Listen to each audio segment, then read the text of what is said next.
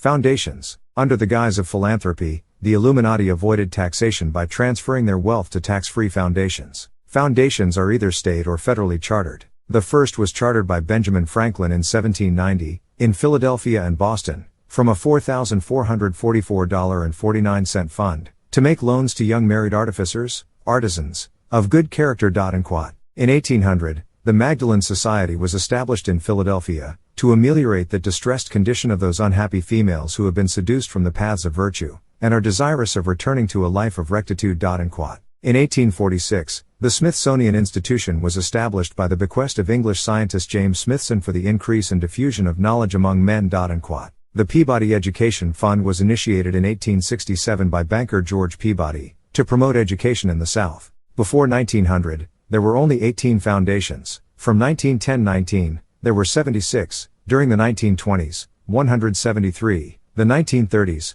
288, the 1940s, 1,638, and during the 1950s, there were 2,839 foundations. United Press International, UPI, reported on July 19, 1969, that the top 596 foundations had an income that was twice the net earnings of the country's 50 largest commercial banking institutions. According to Representative Wright Patman, in a report to the 87th Congress, it is because of the existence of foundations that only 1/3 of the income of the nation is actually taxed.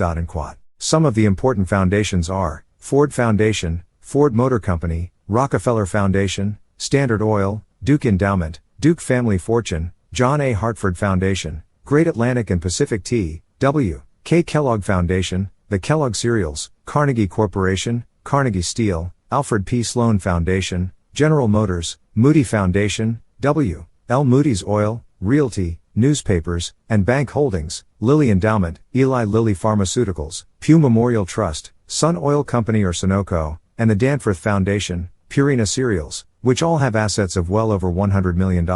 The first congressional committee to investigate the tax-free foundations was the Cox Committee in 1952, led by Representative Eugene E. Cox, a Democrat from Georgia. Its purpose was to find out which foundations and organizations are using their resources for purposes other than the purposes for which they were established, and especially to determine which such foundations and organizations are using their resources for un-American and subversive activities or for purposes not in the interest or tradition of the United States. Cox discovered that officers and trustees of some foundations were communists, and that these foundations had given grants to communists or communist-controlled organizations. A former communist official, Maurice Malkin, testified that in 1919 they were trying to penetrate these organizations, foundations, if necessary take control of them and their treasuries, that they should be able to finance the Communist Party propaganda in the United States.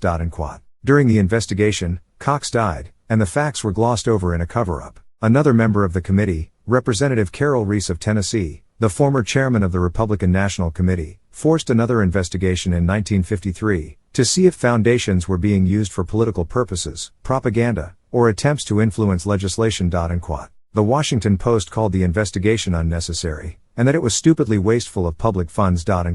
Reese even referred to a conspiracy. The Eisenhower administration was clearly against the probe. 3 of the 4 who were selected for the committee, with Reese, were House members who had voted against the investigation. Representative Wayne Hayes of Ohio worked from the inside to stall the investigation. During one 3-hour session, he interrupted the same witness 246 times. He prohibited evidence discovered by 2 of its investigators from being used. Rene A. Wurmser, legal counsel to the committee, revealed why, in his 1958 book Foundations, Their Power and Influence, Mr. Hayes told us one day that the White House had been in touch with him and asked him if he would cooperate to kill the committee.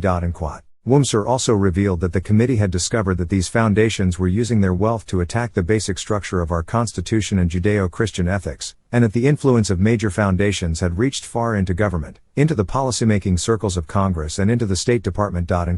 Reese's special committee to investigate tax-exempt foundations discovered that many foundations were financing civil rights groups, liberal political groups, political extremist groups, and supporting revolutionary activities throughout the world. The committee reported, substantial evidence indicates there is more than a mere close working together among some foundations operating in the international field. There is here, as in the general realm of social sciences, a close interlock. The Carnegie Corporation, the Carnegie Endowment for International Peace, the Rockefeller Foundation and, recently, the Ford Foundation, joined by some others, have commonly cross-financed, to a tune of many millions, organizations concerned with internationalists, among them, the Institute of Pacific Relations, the Foreign Policy Association, which was virtually a creature of the Carnegie Endowment, the Council on Foreign Relations, the Royal Institute of International Affairs and others, and that it happened by sheer coincidence stretches credulity. On August 19, 1954, Rees summed up his investigation. It has been said that the foundations are a power second only to that of the federal government itself.